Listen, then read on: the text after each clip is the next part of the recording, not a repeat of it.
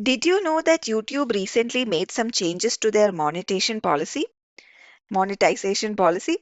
Well, for those of you who have your own monetized channel and those who were planning on starting one, I can imagine the sort of unrest we all faced because I also faced them myself. The first thought I had while I was reading the headline itself was, oh no, what am I going to do?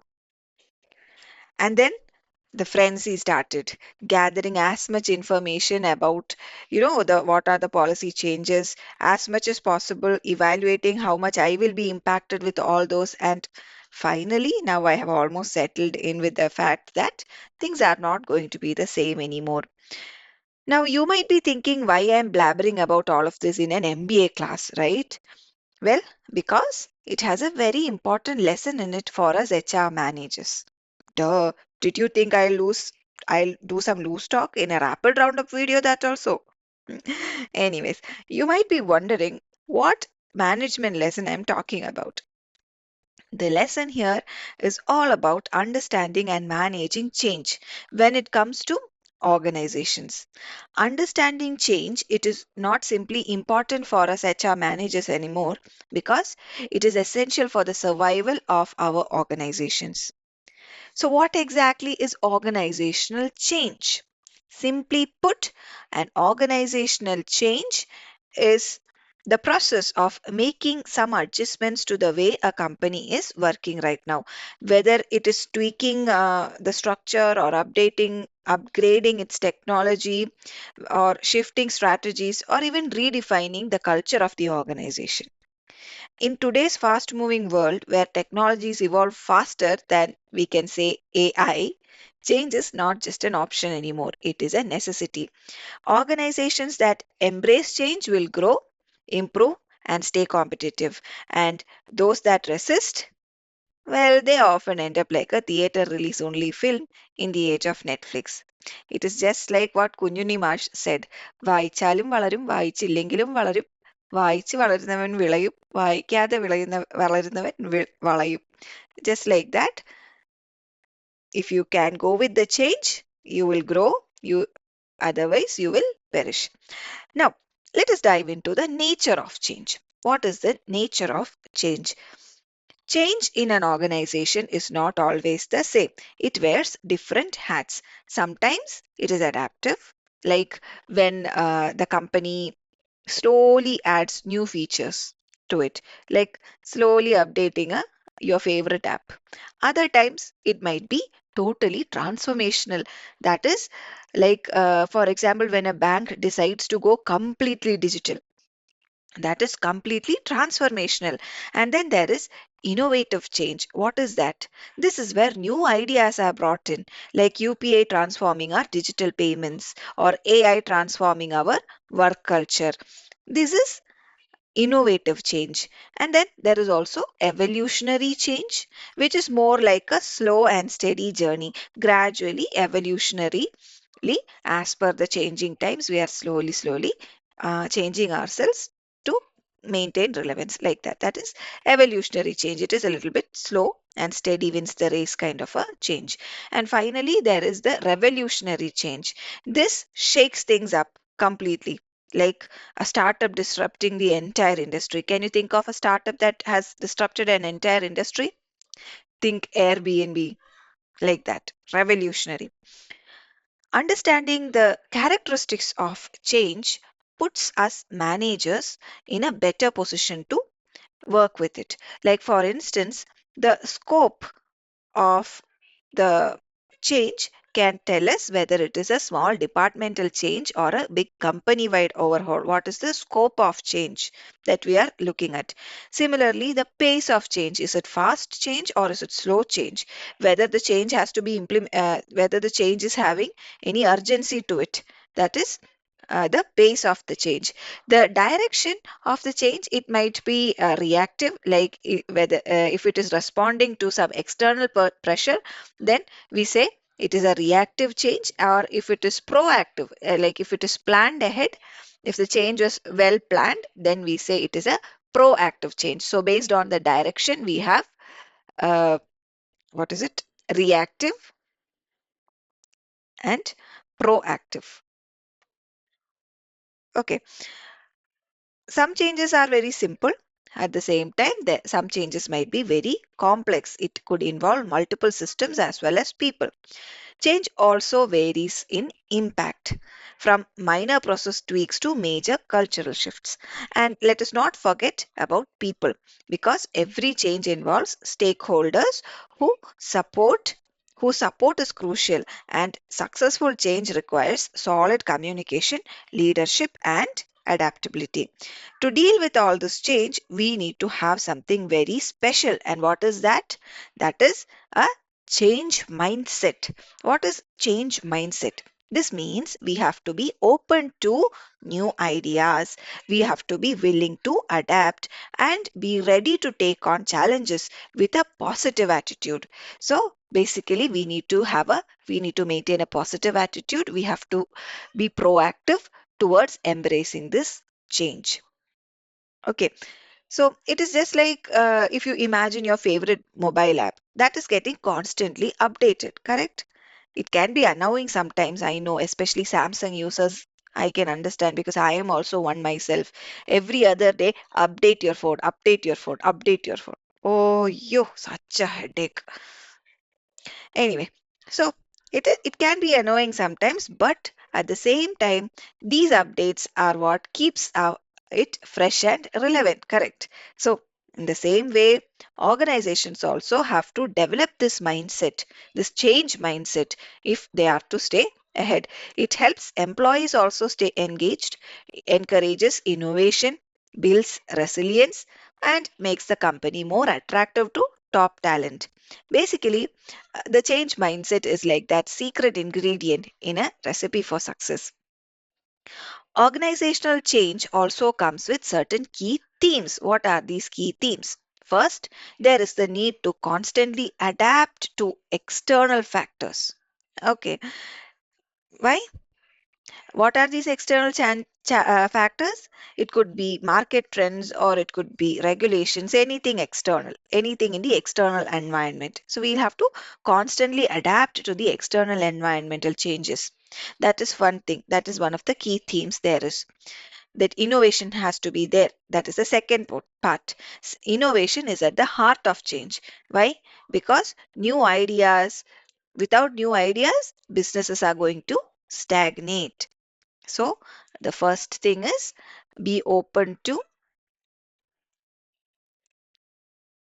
external changes, right? Be adaptable in a way, be innovative. Third, we have to we must keep people at the center, because change only works if employees are on board. Can you hope to change anything in your organization if your employees are all against it? No, right? So, people should always be the center of our attention. Strong leadership and a future focused approach is going to help companies stay prepared, and managing risks and learning continuously also ensures long long term success. So it is like steering a ship. You need a clear direction, you need a skilled crew, and the courage to face the waves. Let us talk about the triggers of change. What are the triggers of change? Sometimes it could be the market, like new competition entering the market, or changing customer preferences and all. Think about how online food delivery changed our dining habits, right?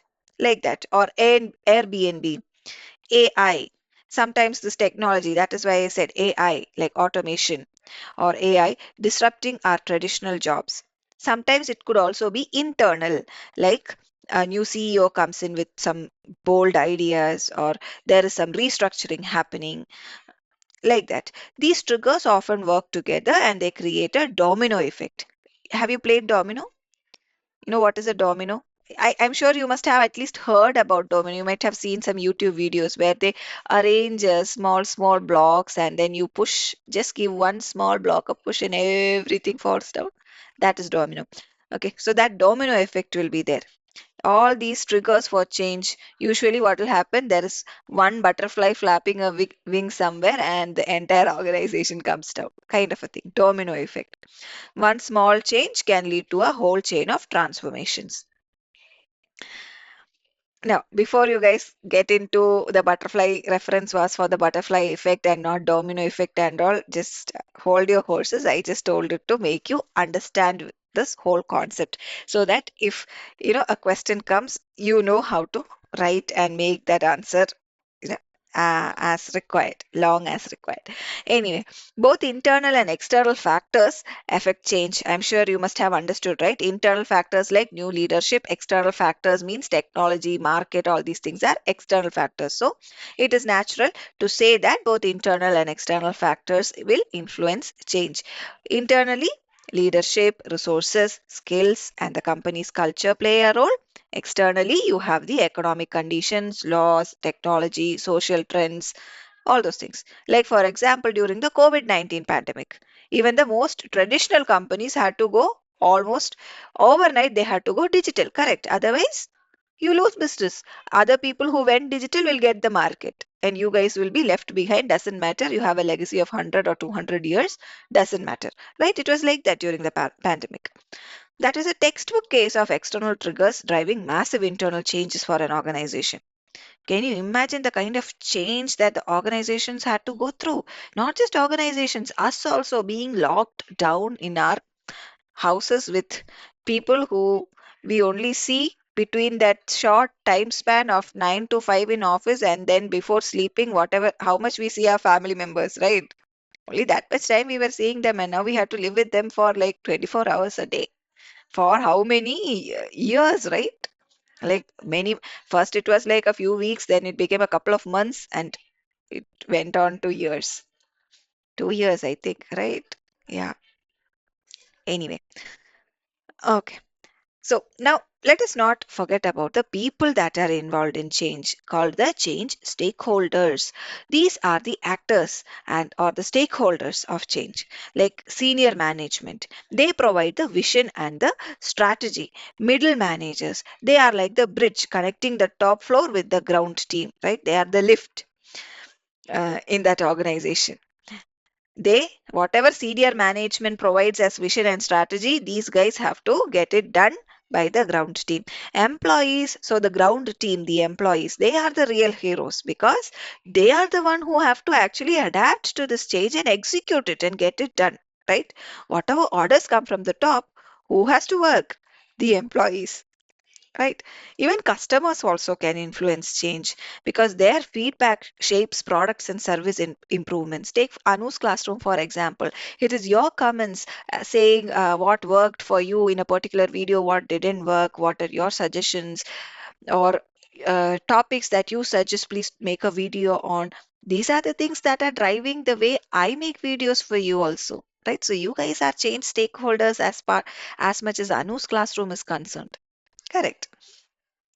So, in short, it is like a Bollywood movie. You can say everyone from the hero to the supporting cast and the guest role guys essential for the plot. But if you are like what you can say, if you are Arjun Ashokan from Tudarum, maybe not you, right? Anyway, so what are the moving on? What are the types of change? There are three broad categories to change. They are market, technology, and organizational. These three types of change, they differ in scope and impact. Okay, market changes deal with things like customer demands or global events, whereas technological changes, as you guessed, right, it comes from innovations like the shift from physical banking to mobile banking or manually Googling stuff, trying to find things on Stack Overflow to asking ChatGPT to code, like that. Technological changes. Organizational changes, these are internal, like new leadership or a shift in the culture or a strategic pivoting happening. That's why I said these changes, these different types of changes, they differ in terms of how deep and wide their impact is, but all of them demand careful planning and adaptation. Now, short story, if a question comes and you want to write an example, what will you do? Right? You cannot write Tudarum's story and keep there. Tudarum is a movie from Mohanlal and Tarun Murthy that released a few months back in Kerala. So you can't write that and keep, right? So We need an example. Let us take Nokia. At least, I'm sure at least a few of my audience have used Nokia phones in the past, right? At one point, they were like the king of mobile phones. If almost everyone had it, I think at that time it was Nokia or I think Sony Ericsson was there. There were few players. Later on, only I think Samsung and all came into the picture. I remember my dad's very first phone was a Sony Ericsson, a small blue cute phone. Unfortunately, we lost it in the sea, literally, because at that time we were in Bahrain. Uh, and then I think came Nokia, and that was there to stay. And then after some time, I think we had that Samsung flip phone. Oh, that is so awesome. I really used to love flipping it up and down when my dad used to when my dad went for bathing and he kept the phone on the table. I used to take it and flip it open, close it, flip it open, close it. Anyway, so Nokia, coming back to Nokia, everyone had it. But when smartphones started becoming popular, especially after Apple introduced their iPhone with a touch screen and app-based systems, Nokia was not fast to respond. They did not respond fast enough. They stuck to their old operating system and they did not invest early in smartphone innovation. Meanwhile, companies like Samsung, Apple, they kept changing, they kept innovating and leading the tech curve. So, what happened? Nokia's market share dropped drastically. This is a classic case of what happens when you resist change in a fast moving industry. Now, that brings us to the next concept, that is, how do we create a future for us in this dynamic and ever changing environment? So, this is all about being proactive. You need to be proactive. Only then you can work here. ഓടുന്ന പട്ടിക്ക് ഒരു മുഴം മുമ്പേ എന്ന് പറയും. That is, throw one step ahead or be one step ahead of a running dog. That is the literal English translation.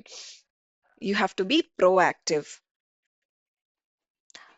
Being proactive means you don't wait for change to knock on your door. You open the door yourself and invite it in. Come, I've been waiting for you, my dear change, like that. Organizations that create their future are visionary. They set bold goals. um, they innovate constantly, they collaborate across teams, and they invest in people as well as technology. So it is like what you can say, it is like planning your career. If you wait for luck, then you might be waiting forever. But if you plan ahead, you stay updated and learn continuously, then you shape your future with your own hands. Now, a big idea in this whole change management is the influence of humanistic philosophy. This approach shifted the focus from strict rules and hierarchies that we had during the pre classical era to recognizing employees as real people with emotions, dreams, and the need for growth during the neoclassical time.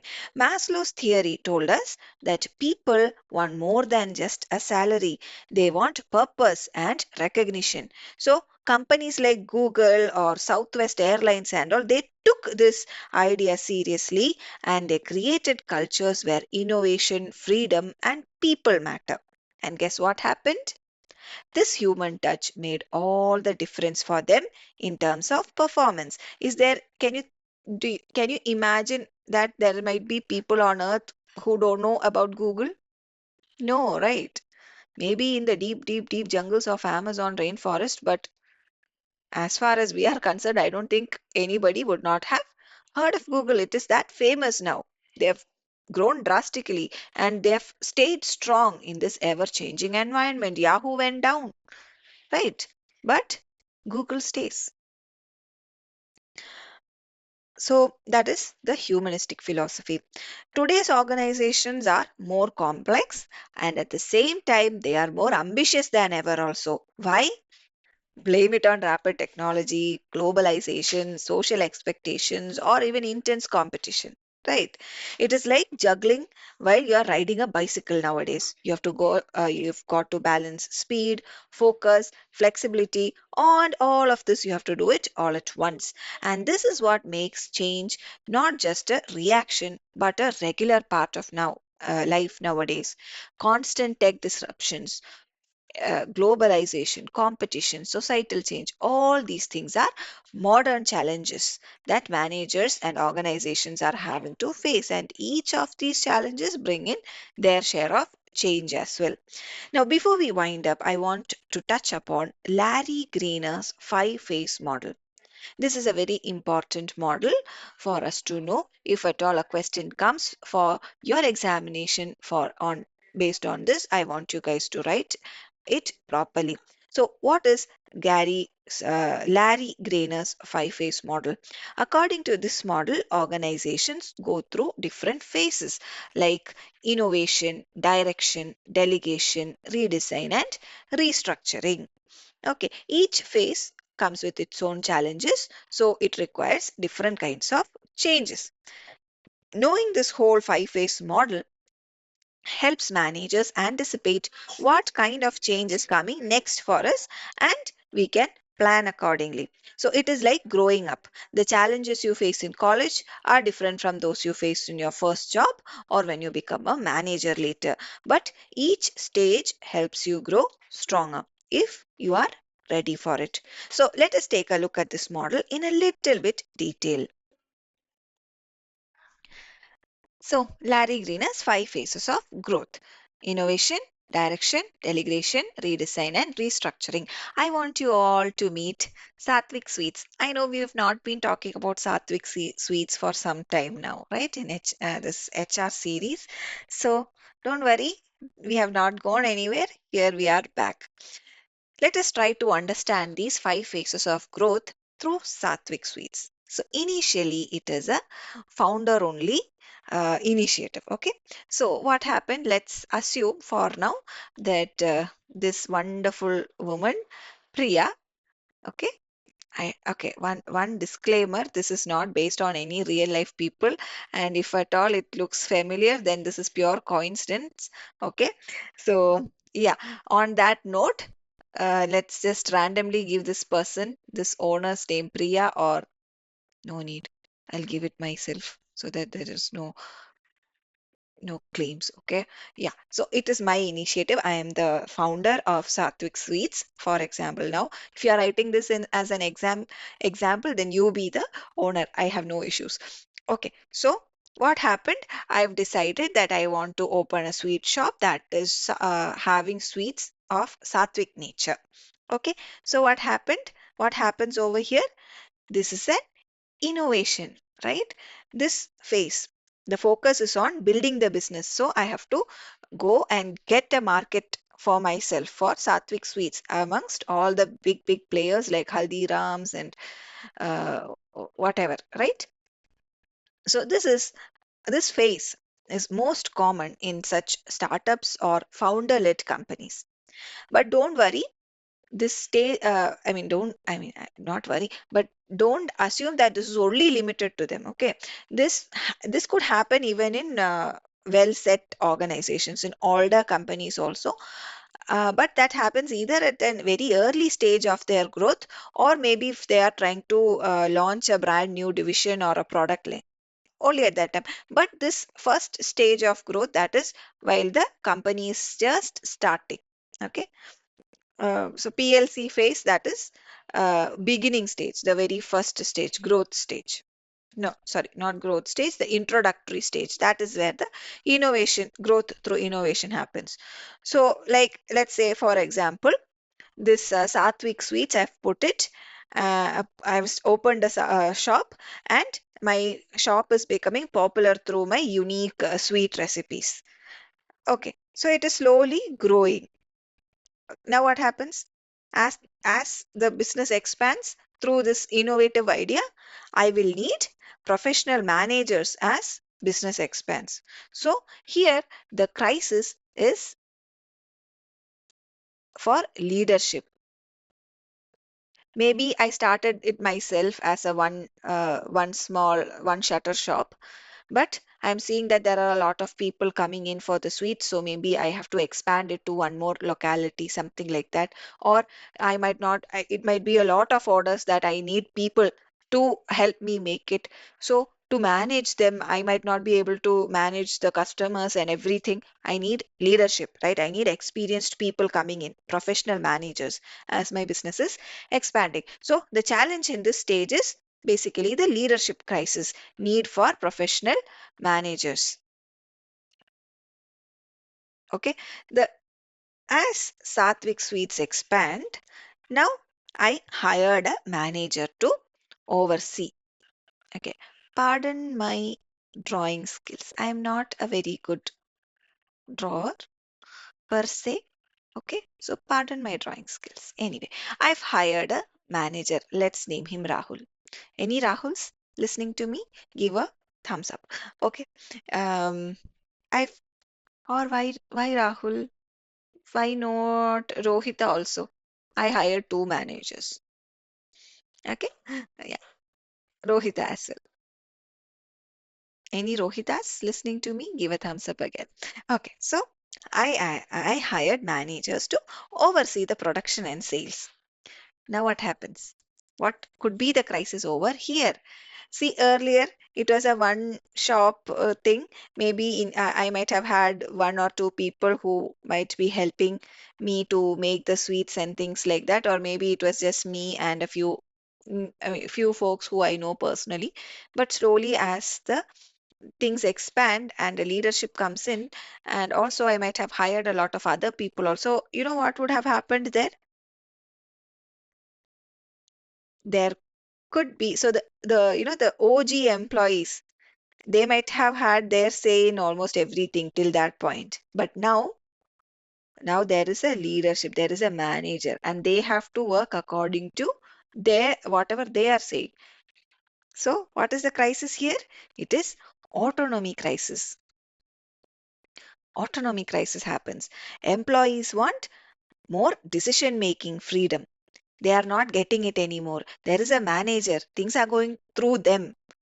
That their autonomy takes a back seat. The employee's autonomy takes a back seat when you introduce managers to manage them, right? So at the second stage, this is what is happening. The crisis or the challenge is autonomy crisis. But then people overcome it somehow because there is no other way. You have to deal with it. There is no other way, right? And things expand, things are going smoothly. Initially, I only had one branch, let's say in my hometown. Then I expanded to Chalakudi or Thrissur town or maybe Kochi. I'm expanding, right? So now what happens?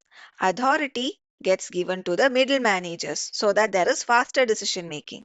Otherwise, things are going to be very, very hectic, right? If all these branches have to wait for my approval to do something, it is going to be very hectic, and things are going to be very slow also. So what I will do, every branch might have one manager, and the daily operations control and all I will give to that manager. You look at the branch and to see what is best for them on a day to day operations level.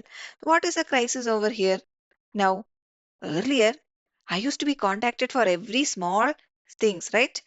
Even from deciding where to put a needle to where to what promotion to give, everything was going through me. But suddenly now, after delegation, what happened? After delegation, what happened? Calls stopped coming to me. Now they're all calling the branch managers to do things. What happens here? What is the crisis here? I, as an owner, will might start feeling that I'm losing control over my own business. Correct. So the crisis over here is on control. There is a control crisis here, and therefore there is a need for coordination. Okay. And now what happens? I decide to redesign. Now there are branch managers. I have branches in, let's say, Chalakudi. Chalakudi is a place in Kerala. Okay, I'm a Keralite, so pardon me for non-Keralites. Think of places in your area. Okay, I have branches in, say, Chalakudi, maybe Alua or Thrissur, maybe Ernakulam, maybe one in Lulu. Okay, I have many branches. So now what happened? And I'm keeping on putting branches, more and more branches, because my sweet idea is a hit. So there are a lot of branches. What will be better for me now if I can club the branches? Like the Chalakudi, Thrissur one might all be under the Thrissur division. The Alua, Ernakulam, Lulu branches might be in the Ernakulam division, like that. Right. So what is happening here? Sattvic Sweets as a company, it is reorganizing into divisions or units. And there will be formal planning, centralizing the functions and all those things to improve the efficiency. Right. So that is what is happening in the fourth phase of growth, redesigning. Okay, there might be, I'll just write it down, divisions. Like there is a Thrissur division, there is an Ernakulam division, like that. Okay, so what is the crisis here? Now, there could be red tape crisis.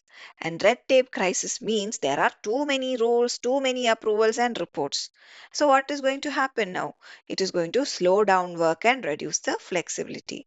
Enter the, in that case, while I am struggling with all this red tapeism, what will happen? Enter the fifth stage of growth, that is growth through restructuring. What happens now?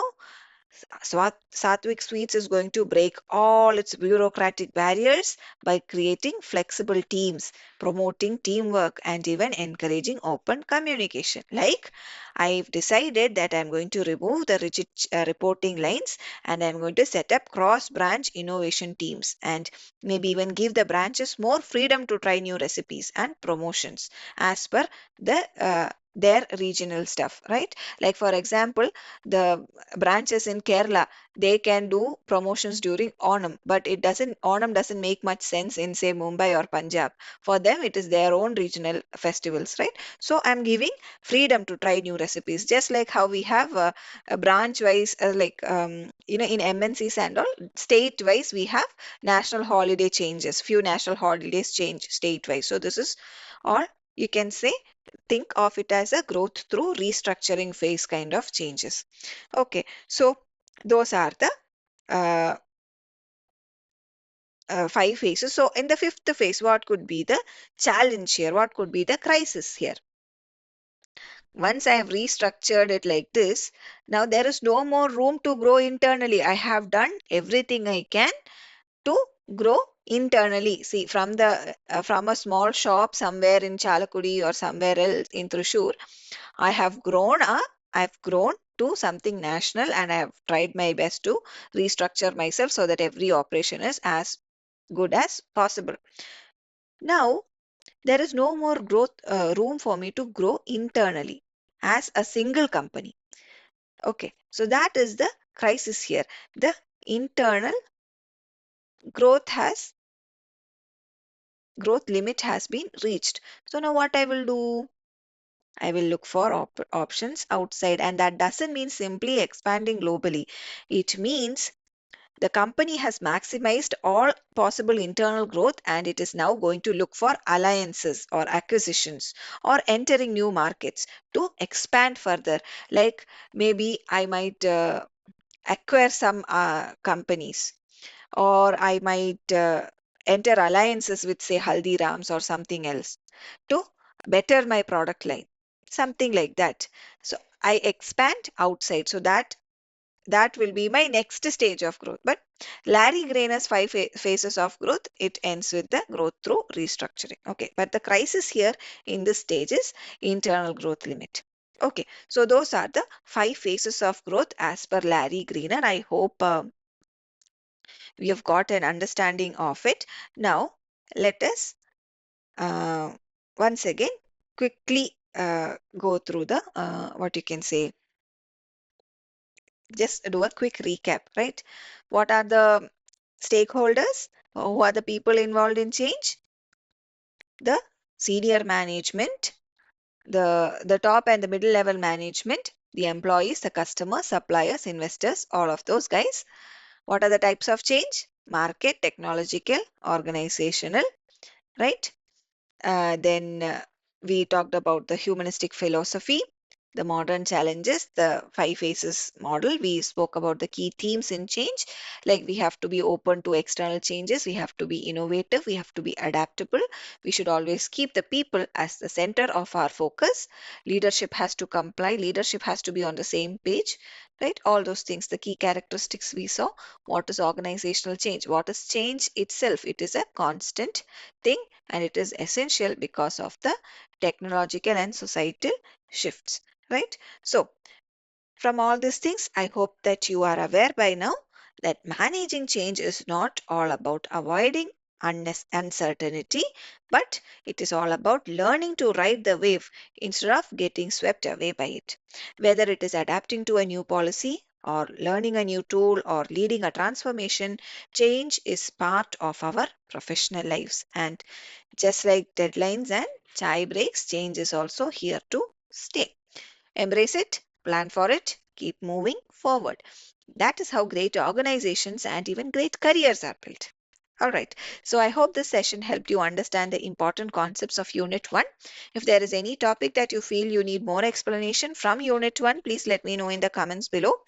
Why I am saying that, please restrict the concept topics to Unit 1 is so that it becomes easy for me to get a good what you can say. It will be easy for me to make a video on it. If you comment some other topics video in Unit 1, it becomes very easy for me to organize and put things out for you in the right time, in the proper speed, before it becomes useless to you. I want to bring it to you. So from Unit 1, if you have any concepts that needs more deep, in-depth explanation, let me know. Similarly, for other units or other courses, please comment in those particular videos, please. That will help me help you better. Okay. So until I meet you again in the next video, happy learning.